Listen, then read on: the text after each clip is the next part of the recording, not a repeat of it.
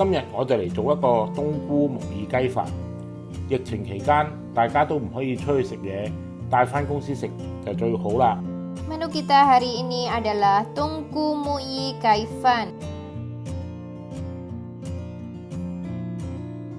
冬菇同木耳要預先浸咗水先。 Jamur sitek dan jamur kupingnya kita rendam dulu ya dengan air. 浸冬菇嘅水要留返啊，一陣煮飯有用嘅。 Air rendaman jamur sitek jangan dibuang ya, nanti bisa kita gunakan.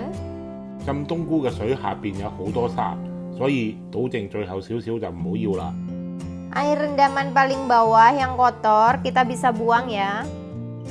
將雞扒切開一塊塊，冬菇切片，木耳切絲。 Ayamnya kita potong kotak-kotak, jamur siteknya kita iris tipis-tipis, dan jamur kupingnya kita iris kecil-kecil.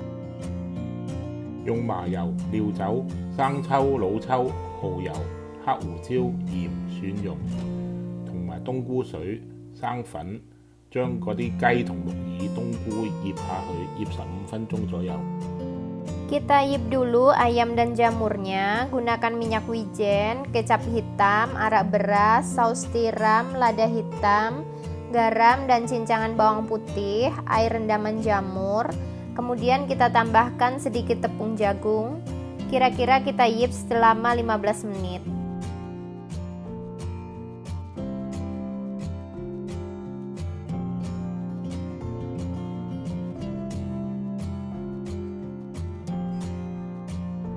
將醃好嘅材料同埋米加入電飯煲，去撳個掣就搞掂㗎啦。 Setelah diyip, ayam dan jamurnya kita campurkan jadi satu dengan beras, lalu kita masukkan ke rice cooker, sudah siap. Wow! 飯煮好之後，加啲芫茜、葱，再喺上面淋啲煲仔飯豉油，哇！嗰啲味道就好好食啦。 Kalau sudah matang, di atasnya kita tambahkan daun ketumbar dan daun bawang. Bisa juga kita tambahkan kecap manis ya, sangat enak banget. 呢個飯簡單易做，又好味道，要嚟做飯盒，帶返公司食就一流啦。 Ini sangat mudah dan sangat enak ya, apalagi saat pandemi seperti ini. Praktis banget kalau majikan kalian bawa ke kantor.